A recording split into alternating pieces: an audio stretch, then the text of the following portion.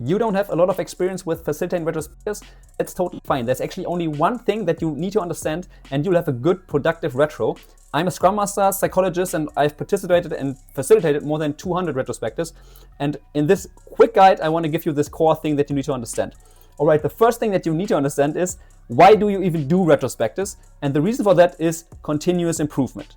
Like, that is the core reason why you even do it. What does it mean, continuous improvement? Like, actually, in the end, it's just about this one thing, one good or multiple good action items. So one single point or multiple points that help you improve your team in the next retro.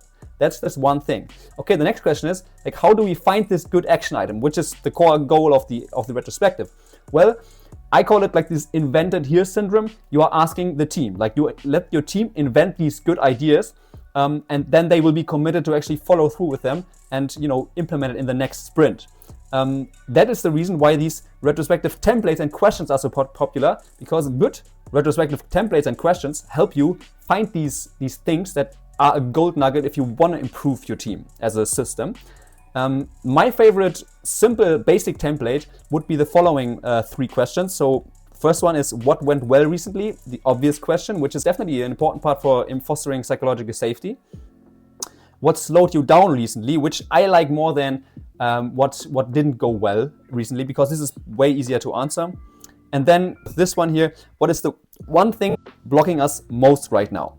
So if you have asked these questions, you are noticing we didn't ask for the question yet, what do we want to improve? Because that is part 2. So let me go down here a little bit. These questions are the first part of the retrospective, looking at this double diamond team workshop model, which is very important to understand. So this is the part where we have started with these 3 questions. Now the next step is to prioritize the results that we have, the answers to these 3 questions.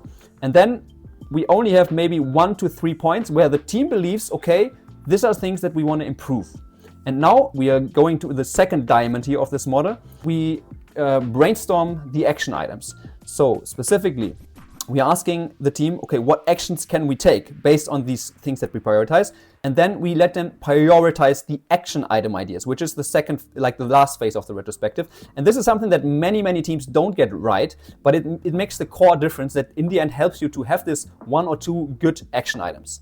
And a recommendation that I can give here is that you simply use retrospective tools, like dedicated retrospective tools, because oftentimes they have this process baked into their whole process. For example, the one recommendation I always give is Echometer. As you can see here, this is the retrospective structure, which is the main structure that is happening always in every single retro in Echometer. And it obviously asks these multiple questions, but then it also helps you to prioritize things via the voting. Plus, if you want, you can even open the whiteboard afterwards and then brainstorm action items together, opening this second diamond. So this matrix here helps you, or helps the whole team, to brainstorm action items, potentially even putting them into this impact effort matrix, which is very helpful as well.